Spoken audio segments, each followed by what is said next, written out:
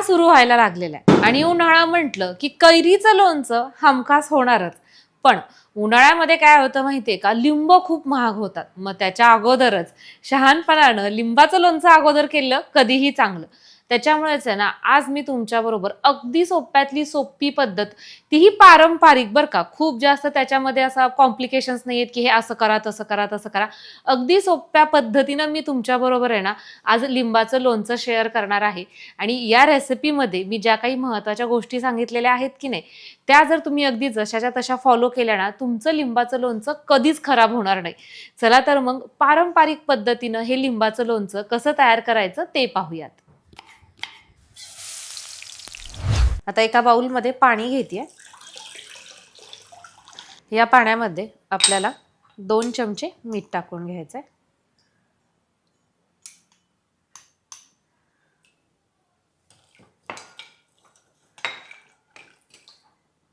आणि ही लिंब यामध्ये टाकून घेऊया. आता साधारण एक 10 मिनिटांसाठी हे आपण असंच ठेवून देणार आहोत. लोणचं जास्त दिवस टिकावं याच्यासाठी ही प्रोसेस तर महत्त्वाची आहेच. आणि त्याच्यासोबतच याचा आणखीन एक फायदा होतो, तो म्हणजे ज्यावेळेस आपण हे कट करायला घेतो की नाही, सुरुवातीलाच आपण घेत असताना पातळ सालीची ही लिंब घेतलेली आहेत. मग अशा पद्धतीनं भिजत ठेवल्यामुळे त्याचं वरचं जे आवरण आहे ते थोडंसं असं घट्ट होतं किंवा दांडरून येतं. त्याच्यामुळे आपण लिंबू ज्यावेळेस कट करतो त्यावेळेस आपल्याला ते जास्त सोयीचं जातं. 10 मिनिटांनंतर आहे ना, जेव्हा आपण याच्यामध्ये अशा पद्धतीनं चमचा टाकतो ना, त्यावेळेस ते आपल्याला सुद्धा जाणवतं की हे लिंब आहेत ना, असे वरच्या साईडनं थोडेसे टणक झालेले आहेत. आता आपण हे बाजूला काढून घेऊयात. आता इथं एक मी कोरडा रुमाल घेतलेला आहे किंवा नॅपकिन, आणि त्यांनी आपल्याला हे लिंब पूर्णपणे कोरडे करून घ्यायचेत. सेम अशाच पद्धतीनं ही सगळी लिंब आपण कोरडी करून घेऊयात. लिंब जर ओली राहिली तर मग आपलं लोणचं खराब होऊ शकतं. त्यामुळे काय करायचं, एकदा पुसून झाले ना, एक 5-10 मिनिटासाठी फॅन खाली ठेवायचे, म्हणजे ओला राहायचं काही चान्सच नाही. हा चॉपिंग बोर्ड मगाशी थोडासा ओला झाला होता, तो सुद्धा मी कोरडा करून घेतलेला आहे. सोबतच हा चाकू सुद्धा पूर्णपणे कोरडा आहे. आणि आता आपल्याला हे लिंब अशा पद्धतीनं कट करून घ्यायचे. लिंबाच्या आतल्या ह्या ज्या बिया आहेत ना, त्या सुद्धा आपल्याला काढून टाकायच्यात, कारण की याच्यामुळे आपलं जे लोणचं आहे ते कडवट लागतं. छान मस्त हे दिसतंय ना. सगळ्या ज्या फोडी होत्या ना त्याच्या आतल्या बिया काढून घेतलेल्यात. आणि आता आपल्याला फक्त एक छोटीशीच प्रोसेस करायची आहे, तर ती म्हणजे याच्यामध्ये अगदी थोडीशी, म्हणजे साधारण हा पाव चमचा, पोहे खाण्याचा चमचा घेतलेला आहे, पाव चमचे हळद टाकून घ्यायची. हळद जास्त टाकायची नाही, नाहीतर मग ते कडवट होतं थोडंसं. हाच चमचा, सपाट चमचा घेतलेला आहे, आणि तेवढे 2 चमचे आपल्याला मीठ टाकून घ्यायचं.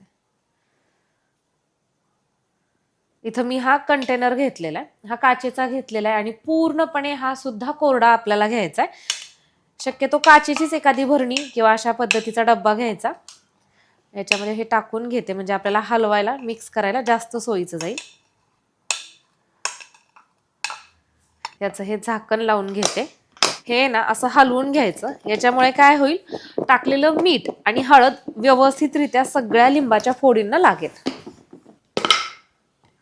तर तुम्ही बघू शकता, सगळ्या लिंबाच्या फोडीला मीठ आणि हळद व्यवस्थित अशी लागली गेलेली आहे.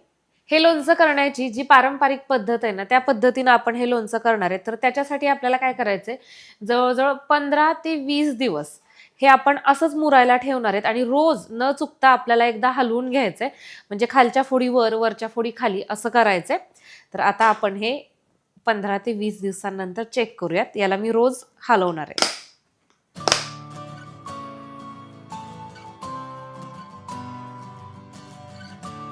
चला तर मग 15 दिवसांनंतर आपण हे लोणचं आज परत एकदा घेऊन आलेलो आहोत. रोज हे लोणचं आहे ना, मी अशी भरणी ठेवत होते. साधारण एक 5 मिनिटासाठी अशी ठेवायची, म्हणजे वरती इथं खाली चिटकलेलं सगळं लोणचं जे आहे ते खाली येतं, आणि मग आपण ते व्यवस्थित असं खालचं वर, वरचं खाली करू शकतो. पण आपल्याला न चुकता रोज हे आपल्याला असं हलवत राहायचंय. आणि आज तुम्ही बघू शकता याचा रंग बदललेला दिसतोय का, हलका असा काळपट रंग तयार झालेला आपल्याला जाणवतो. कारण की ही जी फोड आहे ना, ती कडेनी सगळी मुरलेली आहे. फक्त मधोमध जो भाग आहे ना, तिथं थोडीशी मुरायची राहिलेली आहे. अशा पद्धतीनं आपलं हे लोणचं मुरलेलं आहे. खरं तर याला आणखीन एक 5-6 दिवस मुरायला जर ठेवलं असतं ना तर पूर्ण लोणचं मुरलं असतं. पण कंटिन्यू मला एक कमेंट येत होती की ताई लिंबाचं लोणचं पारंपरिक पद्धतीनं दाखवा. त्यांना मी रिप्लायही केला, पण हे लोणचं मुरतच इतक्या दिवस होतं की त्यामुळे आपल्याला तेवढी वाट बघावीच लागली. तुम्हाला हे मी दाखवते की कशा पद्धतीनं हे मुरलेलं आहे. कडेचा जो भाग आहे ना तो छान असा मुरलेला आहे. इथं तुम्ही बघू शकता असं सहजरित्या हे असं तुटते. म्हणजे आपलं लोणचं आहे ना थोडंसं बऱ्यापैकी हे मुरलेलं आहे. आता आपण पुढची प्रोसेस करू. पॅनमध्ये आपण 350 ग्रॅम गूळ घेत आहोत. याच्यामध्ये अगदी थोडंसं म्हणजे 2 चमचे पाणी टाकून घेते. गॅस ऑन करूयात आणि आता आपल्याला फक्त हा गूळ वितळवून घ्यायचा आहे.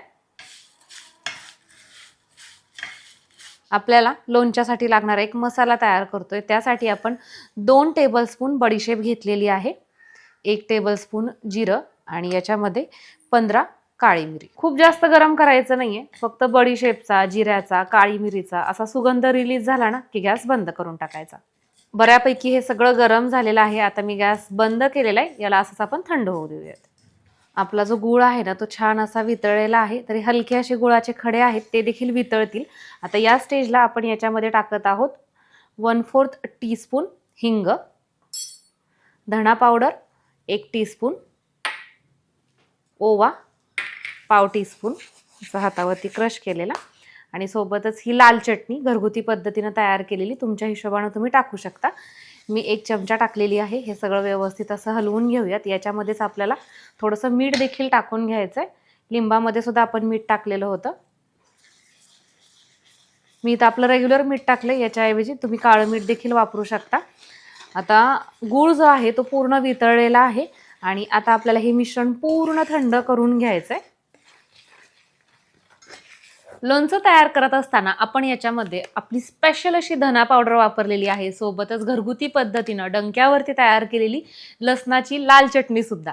तर याच्यासारखेच इतर अनेक मसाले ऑर्डर करण्यासाठी डिस्क्रिप्शन बॉक्समध्ये सोबतच स्क्रीनवरती जो व्हॉट्सअपचा नंबर दिलेला आहे त्याला फक्त हाय करा. सगळी माहिती पुरवण्यात येईल. तुम्हाला माहिती आहे का, फ्री शिपिंगमध्ये तुम्हाला हे मसाले घरपोच मिळणार आहे आणि शिवाय ट्रान्सपोर्ट दरम्यान जर पदार्थ खाण्यायोग्य राहिला नाही तर पूर्णपणे रिप्लेसमेंट सुद्धा.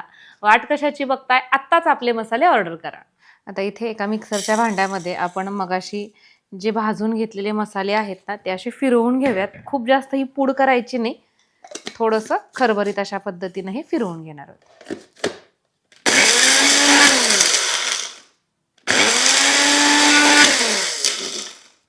तर इथं तुम्ही आपला हा पाक पूर्णपणे थंड झालेला आहे बघू शकता. याच्यामध्ये आपण तयार केलेला हा मसाला टाकूयात. आपण मुरवून घेतलेल्या या लिंबाच्या फोडी मिक्स करूयात.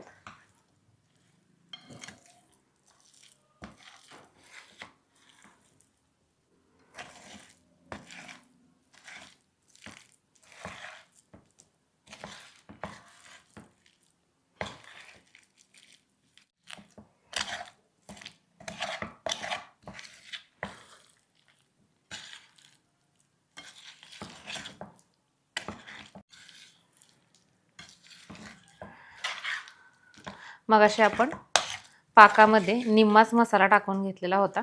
राहिलेला मसाला वरनं टाकूयात आणि आता परत एकदा याला हलवून घ्यायचं आहे. इथं या प्रोसेसला आपला गॅस बंद आहे बरं का. फक्त मी याच्यावरतीच हे ठेवून घेतलेलं होतं. ते मी तसंच इथंच प्रक्रिया पूर्ण केली किंवा पुढे चालू ठेवली. बंद गॅसवरती आणि पाक पूर्णपणे थंड झाल्यानंतरच आपण याच्यामध्ये मुरवून घेतलेल्या फोडी टाकून घेतलेल्या आणि इथं तुम्ही बघू शकता छान सगळं व्यवस्थित असं हे एकत्रित झालेले. सुरुवातीला तुम्हाला वाटत असेल की पाक खूप जास्त घट्ट झाला आणि हे कसं मग एकत्र होणार किंवा कसं काय, तर एकत्र झालेलं आहे आणि छान असं याला परत एकदा पाणी सुटायला सुरुवात झालेली आहे. आता आपण याला बरणीत भरून ठेवूया. तुम्ही आता हे खायला सुरुवात केली तरीही चालेल, कारण की ऑलरेडी आपलं 70 ते 80% हे लोणचं मुरलेलं आहे.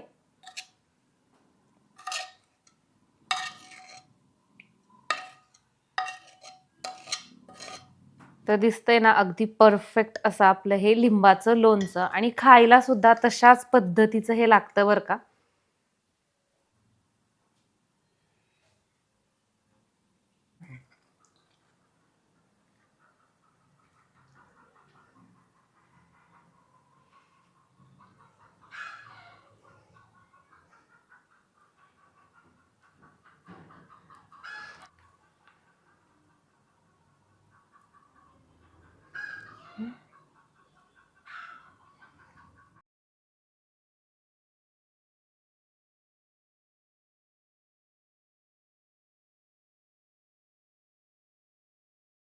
इतकं छान मस्त असं देखणं चटकदार, आपण कसं म्हणतो असं रसरशीत हे लिंबाचं लोणचं दिसतंय ना. मी ज्यावेळेस हे पॅनमध्ये मिक्स करत होते ना, त्याच वेळेस खरं तर मला असं तोंडाला पाणी सुटत होतं. एक थोडंसं ते खाऊन बघितलंच पाहिजे ना. मस्त. म्हणजे ना, लिंबाचा कडवटपणा कुठेच जाणवत नाहीये आणि खाताना तुम्ही बघितलं असेल, अगदी सहज ते तुटतंय. म्हणजे खूप जास्त आपल्याला नेट लावायची पण गरज पडत नाहीये. मस्त चटकदार झालं. आंबट लागते, गोड लागते, चटपटीत लागते. अगदी परफेक्ट असं.